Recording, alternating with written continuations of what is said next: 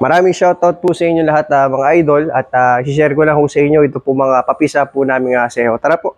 So, mga idol, ito po yung yung pinapakita ko po sa inyo sa mga reels ko sa inyo, yung mga papisa namin.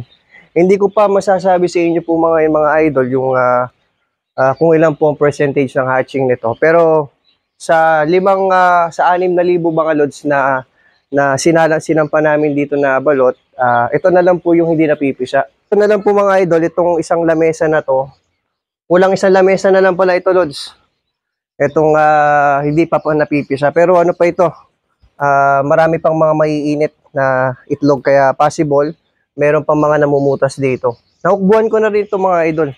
Tapos ito pa, mga nasa 1,200 pieces pa itong hindi po napipisa. Kaya marami-rami na. Tingnan niyo po ito mga idol. Ayan, pakita ko po sa inyo.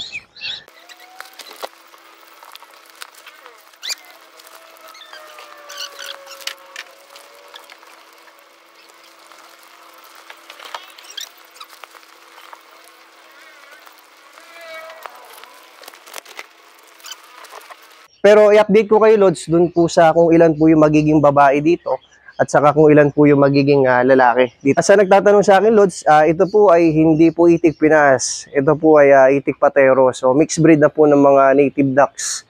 Ito pong pinapapisa namin. So wala akong lahi po ng itik na itik Pinas. Ayan po, kita naman lods sa kulay Sa kulay pa lang, ito po. Ayan.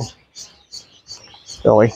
Huwag lang nating tutuklapin mga idol yung mga ganito pa lang ang butas. Kasi pagka tinuklap natin yan, baka mamatay yung sisiyo, baka dumugo. Kaya huwag natin siya tutuklapin. Ang tutulungan lang nating lumabas dyan idol, yung mga ganito lang na itsura. Ayan o. Ganito lang po yung tutulungan natin lumabas. Silahin lang natin konti. Bas natin yun. Lagay na natin. Ayan. Ganun din yun, lods. Ay, ito po. Ito rin po. Yan ang mga tutulungan natin. Ayan. So, sinalang ko ito, lods, ng October 1. Ngayon ay October 29 na. So, to be exact, 28 days na ito ngayon. Ayan po, lods, yung ating mga papisa.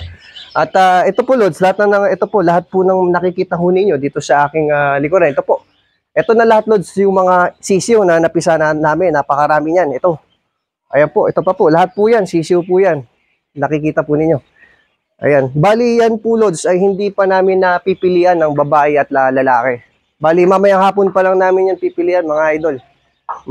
Pipilian ng kuya ko. So doon ko pa lang kayo ma-update kung ilan po yung naging babae at ilan yung naging lalaki. Dito sa ginawa po namin papisa mo ngayon. October 1 na papisa. Ayan. So halos ito na lang, lods. Ito na lang yung namumutas sa kayo na nasa taas. Ayan. So ngayon maganda-ganda yung ating ngayon, pisaan ngayon. Maganda-ganda yung hatching rate natin. At natuto na tayo sa marami nating pagkakamali nung una. Kasi nung una, lods, nasa 50% hatching rate lang yung napapisa ko nung unang-una. Pero ngayon, medyo natuto na tayo dahil sa tulong ng tatay ko. Medyo natuto na tayo sa ganitong sistema. Ito, lods, ay table hatcher.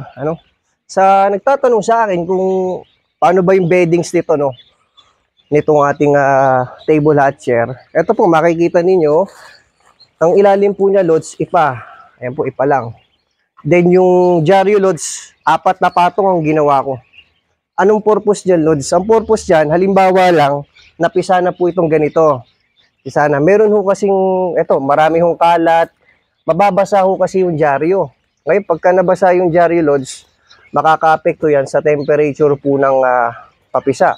Kaya ang gagawin, lods, kaya naka-4 na doble yan, igagano lang natin para mapalitan ng bagong dyaryo. Ayan, papalitan. Kung basa pa rin, pwede natin yung pangalawa.